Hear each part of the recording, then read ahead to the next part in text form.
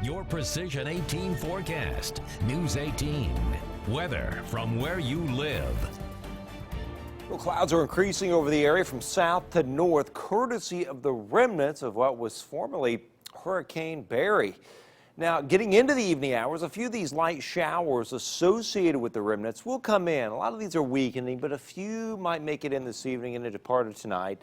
And then we may see an isolated storm at least through the evening hours here in the far north. But once this little weakening band of a few showers comes through, there are more downstream because the center is in northern Arkansas. So a few of these showers will pivot northward too, getting into the night and into tomorrow morning. And then as we heat up tomorrow, we're going to bubble up a scattering of storms around. And then after that, once this moves northeastward, as this little cold front kind of washes out north of our area, the heat builds. A big dome of heat, big upper ridge we've been talking about for a while overtakes us, and temperatures 95 to 100. Actual air temperatures are likely in this forecast. This evening, though, a few isolated showers around will drop to 77 by 11, followed by some scattered showers overnight, perhaps an isolated thunderstorm around 50% coverage.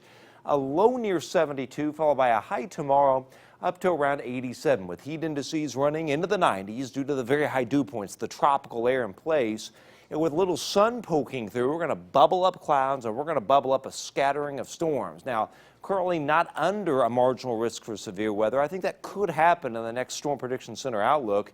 But nonetheless, I wouldn't rule out an isolated severe storm or two, brief weak tornado or very isolated wind gust possible, severe wind gust, and then a slightly elevated risk of some locally heavy rainfall. Nothing more than an isolated thunder shower or storm on Wednesday, otherwise just a partly cloudy and hot day with a high of 91 with the heat index up near 100 degrees. So a few showers coming this evening and into tonight, and then a few more later on tonight, maybe an isolated storm or two. Then those move northward, and then after a little bit of a lull, the sun comes out. We bubble these clouds up tomorrow in a tropical air mass, and we're going to pop storms around the area.